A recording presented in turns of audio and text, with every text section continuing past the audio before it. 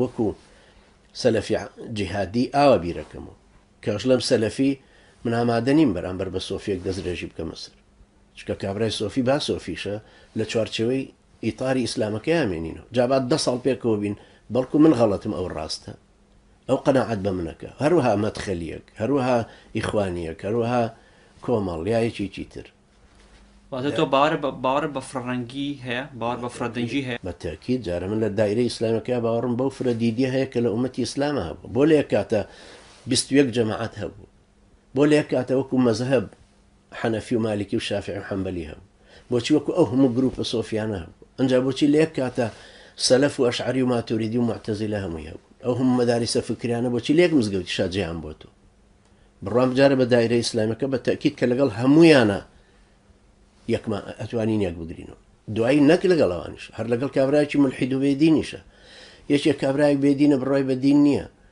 لە مجتەمەعی کوردی بێ لە مجتەمەعی نەروێجی بۆچی لەگەڵ ئەویشە هەمان شێوە ئەتوانین ئەو قاسم مشتەرەکە بدۆزینەوە من و کابراایکی مفەکری کوردی با مارکسی بێت چەپ بێنەتەوەی بێ لیبرالی بە هەرچیەک بێ خۆ هەردووکمان متتەفقین لەسەر ئەوەی کە ئەو گەندەڵیە نابێ ئاوا بڕ خۆی مە هەمومان متتەفقین لەسەرەوە ئەو ڕەش و ڕوتێککە خوێنەدا لە هەموو وەختێکە بۆچی ئەم گەندەڵانە لەسەرەوە بە کەیفی خۆیان خوێناوی ئەم خەڵکە بخۆنەوە خۆ لەسەر مە متتەفقین باشە خۆ من و کابراایەکی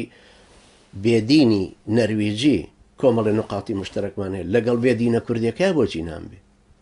لەبەر لە دایرەی چوارچەوەی بڵین کوردستانیە جێگای هەمومانە بێتەوە یەکێ 50 سانتیمەتر دەست بێنە بۆ تەوقەکردن من مەترێک دەستە بم بووی بەس یەکێ دەمانچەیەکی پێبێ بێ من بکوژێ ئەوە بەحساب کە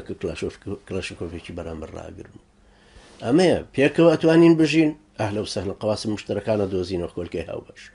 پێکەوە ناتوانین بژین کاکە ئێمە تاکو ئێستا هەر چەساوین نە لە کوردستان توانیمان بژین لەژێر هاڵی کوردایەتێکەوەتانە لە 91ەوە پەرلەمانتان دروست کردووە جێ ئێمە لە هیچ شوێنێکی کوردستانە نابێتەوە غیری زیندان لە 1999 خەڵکی ئێمە لە زیندانایە لای پارتی 13 کەس بزر هەر لای یەکێتی ئێکە جێ ئێمە لێوێژ نابێتەوە لە نەروێجیش نابێتەوە وڵا بچین بۆ لای دەوڵەت الخلافەکەی مووسڵ ئەی چی بکەم ڕوو بکەینە کوێ ئێمە تۆ هەستەکەی ئەوێ لێوێ جێتە بێتەوە یان ئەڵێ ئەگەر خۆ من نازانم لێوێژ جێمە بێتەوە یان نە چکە خۆ من نازانم چەند منسەجیمین لەگەڵ ئەفکار و دید و تێڕوانین و تەسەوراتی خۆی خۆ من نابم بە زەحی بۆ یەکێکی تر من ئەم کرێکارم کە خەڵک ناسیوێتی دوای خۆ ئامادەش نیم من ئازادی خۆم بدەم بە یەکێکی تۆ پێناسەی نەروێجیەکە ئەڵێ گوڵن بەس من ناتوانم بڵم هەمان ئەو گوڵن کە تۆ باسیەکەی تۆ پێناسەی یەکێکەکەی ئەڵێ مە زۆر دڕندێ و دوژمنی کووردە من ناتوانم وەکو تۆ وا بڵێم ئەگەر وا بواە وەکو پارتیەم و دژی پەکەکەم وەکو یەکێتیەم و دژی دیموکراتم وەکو ئێرانەم و دژی سەلەفیم وەکو سعودیەم و دژی سۆفیم من خۆمم لەبەر دید و تەسەوراتی خۆم بۆ یەکێککە ناگوەڕ دژی شێت خۆت من دژی کوفرم بە سراحێکی ئیمان و کوفر ئەڕۆین لەگەڵ یەکە بەڵام دەزرێژیشی ناکەمە سەر لەبەرەوەی کافر و من ڕۆژە ڕۆژان بیر لەوە ناکەم و کابرا کافرە من وەکو ئەو بووم پێشتر بۆچی پەلەم چییە لەوەکەوە دوای 20 ساڵ محاورەکردن لەگەڵ یەکتری ئەو هەندێک تەسەوراتی من ڕاست دەکات من هەندێک تەسەوراتی ئەو ڕاست دەکەم بەڵام هەردووکمان ناتوانین بژین من ناتوانم تۆ هیچ شتێکت نەکردو من بڵێم وڵات وا لە تۆ نەروێژەوە چەند ساڵە من نەهێنێەوە بە من ناتوانم بڵێم وڵا خەڵکی نەوەرن با ئینفجارە بکەین لە نەروێجە هێشتا نەبووە بە فعل ئەو خۆن منی نەناردووە مردن من بمرم تایە تا ڕەت فعلەکە بە مردن بێتەوە سەر ئەوان لەبەرەوە کابرای یەکێتیر کابرای هەر کەسێکەوە ئەم لیبراڵە تازانە بڕای ئیسلام نییە یا بڕای هەر بە دین نیە ئەسڵەن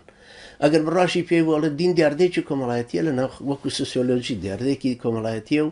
ئێتەوا باشە ئەو ساحبی نەزەری خۆیەتی منیش ساحبی نەزەری خۆمیم کە ئەڵم نا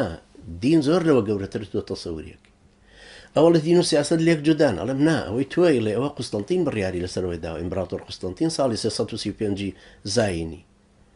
علمانیت بەجیا و پاپا بەجیا ئیشکا سڵتە بەجیا ناوە